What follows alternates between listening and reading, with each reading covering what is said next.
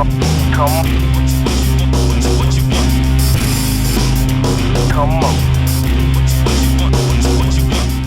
Kramer lectured in psychology at Queen's University Belfast for over 30 years and has played an active role in applied sport and exercise psychology throughout that time. John has worked with national and international teams and athletes from over 50 sports and continues to publish widely, including his most recent best-selling book, Pure Sport. By now we're starting to put together the mental equipment or armoury that you'll need not only to realise your marathon goals, but hopefully enjoy yourself along the way. But let's not be naive here. There will be times when it will be tough, when it will hurt, but if you can counterbalance those occasions by the times when you feel good, when it feels right, then the road to the finish line will be that much less rocky. One obstacle that we need to clear from your path is attached to a word that's probably one of the most overused in sport: focus. How often do you hear a coach or athlete use this word, often at times of high stress?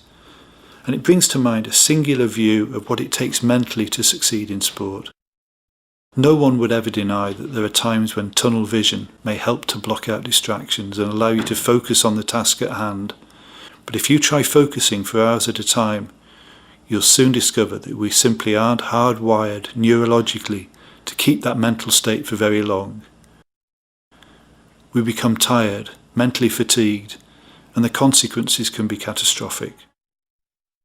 The reality is that the word focus in sport is most strongly associated with intense concentration in those sports or activities which require the performance of a skill over a very short period of time. There are lots of other sports where that level of concentration can often do more harm than good. Instead, why not take the advice of one of the greatest cricketers of all time, Sir Gary Sobers? He described concentration in quite a different way. During his long innings, which may have taken 6-7 hours over 1 or 2 days, he learned something else about concentration or attention. It isn't there permanently. You turn it on, you turn it off.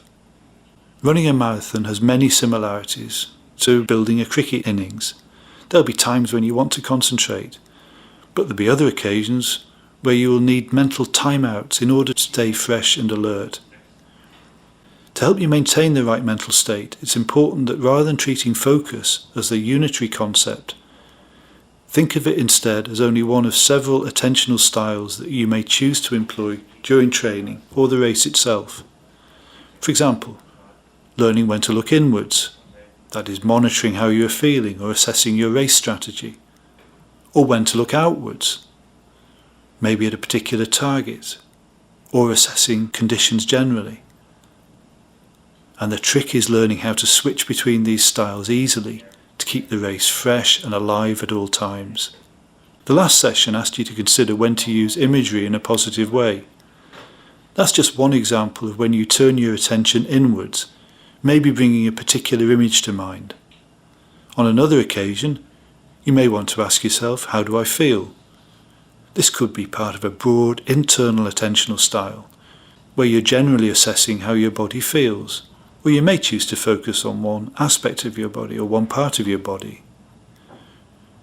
Research consistently shows that experienced distant runners are very good at knowing when to turn the spotlight inwards on themselves, or parts of themselves, or outwards on what's going on around them, so they don't become preoccupied with how they're feeling for long periods of time. Those with less experience will be inclined to keep asking themselves, how am I? And if the answer isn't good, you can find yourself running into a cul-de-sac, and the heavy legs start to feel even heavier. At the very early stages of a run, there's often a temptation to keep asking yourself, how do you feel? And especially maybe when your confidence isn't high that you're fully prepared. That may well be a time to deliberately switch from an internal to an external focus, deliberately looking outwards, either generally taking everything that's going on around you, or more specifically, homing in on one external source, maybe the number on the back of the runner in front of you, thus focusing your attention more narrowly. Equally, later in the race, when the going gets tough and it starts to hurt, Possibly think of switching styles to take your mind away or to bring your mind back. In other words, yet again, use your head to help you and not hurt you.